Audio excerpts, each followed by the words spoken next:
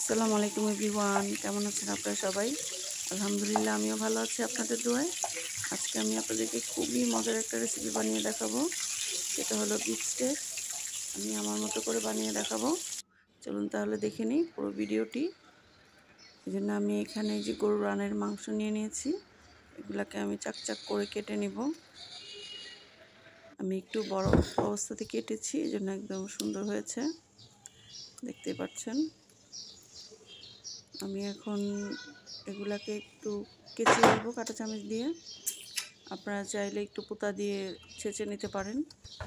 আমি একটু হালকা করে কেচে নিচ্ছি, খুব বেশি একটা কাঁচাবো না। এই সবগুলো একইভাবে আমি কেচে নেব। আর আমি কিন্তু একদম মাংসগুলা থেকে একদম পানিগুলো একদম মুছে নিয়েছি। মাংসের গায়ে কোনো ধরনের কোনো পানি নেই, খুব ভালো করে পানিটা মুছেছি। এখন আমি মশলাগুলো দিয়ে দিব। এখন আমি সবার প্রথমে দিয়ে দিব লবণ। বিদেশিরা কিন্তু শুধুমাত্র লবণ আর গোলমরিচের গুঁড়া দিয়ে কিন্তু স্টেকটা বানায় সাধারণত।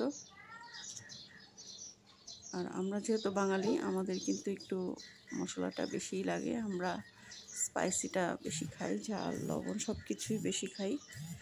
বিদেশিরা শুধুমাত্র এরকম করে ব্ল্যাক পেপার আর লবণ মাখিয়ে সুন্দর করে ভেজে স্টেক বানিয়ে ফেলে। কিন্তু আজকে আমি আমার মতো করে বানাবো।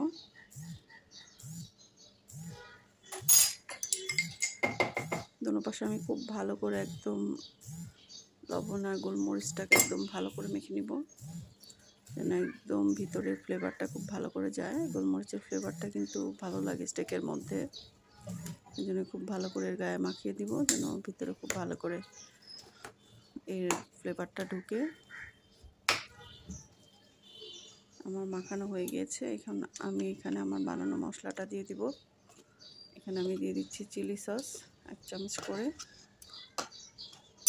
আমার এই সসটার মধ্যে কিন্তু সাদা গোলমরিচের গুঁড়া, তারপরে ওয়েস্টার সস, তারপরে সয়া সস, ফিশ সস, আদা রসুন বাটা সব কিছু কিন্তু এই সসের মধ্যে দেয়া আছে।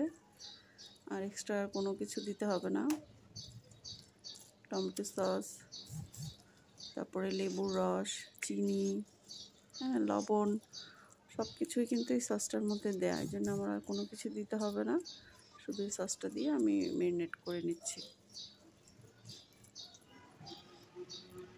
এখন আমি এভাবে ভেজে ফেলবো। আপনারা চাইলে 1 ঘন্টার মতো ম্যারিনেট করে রাখতে পারেন। আমি এখন এর মধ্যে দিয়ে দিয়েছি রেগুলার সয়াবিন তেল আর বাটার দিয়ে দিয়েছি। এরপরে আমি আরও বাটার দিয়ে দিব, কারণ স্টেকের মধ্যে কিন্তু বাটারটা না দিলে ভালো লাগে না, অবশ্যই বাটারটা দিতে হবে, এতে করে একদম জুসি হবে স্টেকটা। আমি কিন্তু আরও বাটার দিয়ে দিয়েছি, ভিডিওটা করা হয়নি। এখন আমি খুব ভালো করে উল্টিয়ে পাল্টিয়ে ভেজে নেব। আমরা যেহেতু বাঙালি, আমরা কিন্তু একটু বেশি করে ভাজাটাই পছন্দ করি। বিদেশিদের মতো একদম ভিতরে কাঁচা লাল আমরা কিন্তু পছন্দ করি না, আমরা একটু বেশি কুক করেই খাই স্টেকটা। আমি আমার পছন্দ মতো ভেজে নেব। আর এভাবে করে আমি এই যে বাটারটাকে উপরে দিয়ে দিব, এতে করে ভালো হবে, একদম জুসি হবে 2 পাশ থেকেই। আমি কিন্তু অনেকক্ষণ পর্যন্ত এভাবে উল্টিয়ে পাল্টিয়ে উপরে বাটারের তেলটা দিয়ে দিয়েছি। আর এটার সঙ্গে কিন্তু আমি আরেকটা সহজ একদম সাইড ডিশ বানিয়ে দেখাবো। বিদেশিরা কিন্তু ম্যাশ পটেটোটা খায়, কিন্তু আমরা বাঙালি, আমরা তো আর ম্যাশ পটেটো ভালো লাগবে না, এই জন্য ভাবলাম পটেটো দিয়ে নতুন কিছু করি। আমি স্টেক বানানোর পরে আমি পটেটোর একটা সহজ সাইড ডিশ বানাবো। ভালো করে উল্টিয়ে পাল্টিয়ে ভেজে নেব। একদম আমার লাল লাল করে ভাজা হয়ে গেছে।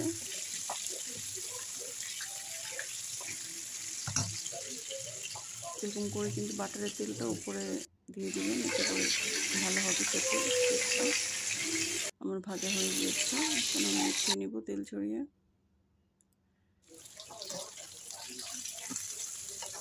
সবগুলো উঠিয়ে নিয়েছি। এখন আমি এই বাটারটার মধ্যেই সিদ্ধ করা আলু দিয়ে দিয়েছি। আমি কিন্তু ছোটো আলুটা দিয়েছি, এতে করে দেখতেও ভালো লাগবে, আর ছোটো আলুটা কিন্তু খেতেও মজা। এখন আমি বাটারের তেলটার মধ্যেই কিন্তু ভেজে নেব। দিয়ে দিচ্ছি ক্যাপসিকাম, এরপর আমি দিয়ে দিব গাজর। হ্যাঁ, শুধু এই বাটারের তেলটার মধ্যে একটু সল্টি করতে হবে, একটু গোলমরিচের গুঁড়া, একটু লবণ দিয়ে একটু ভাজলেই কিন্তু বেশ মজার একটা আইটেম হয়ে যাবে স্টেকের সাথে খাওয়ার জন্য। আমার কাছে তো এই স্টেকের থেকে আলুটাই বেশি মজা লেগেছে, সত্যি একদম কী বলবো। আর আমার ছেলের ভীষণ আলু পছন্দ, ওর তো এই ছোটো ছোটো আলু দেখে অনেক খুশি হয়েছে। তো আমি আজকে আমাদের মতো বানিয়ে দেখালাম। আপনাদের যদি ভালো লাগে, ভিডিওটা কেমন লেগেছে তো অবশ্যই কমেন্ট করে জানাবেন। যদি ভালো লাগে তাহলে অবশ্যই লাইক কমেন্ট শেয়ার করে দিবেন। আপনাদের একটি কমেন্টে নতুন নতুন ভিডিও বানানোর জন্য উৎসাহিত হব। এই তো এখন গরম গরম পরিবেশনের পালা। আমি আপনাদেরকে একটু কেটে দেখিয়ে দিব যে ভিতরটা কেমন হয়েছে, আর দেখতেও বেশ সুন্দর হয়েছে।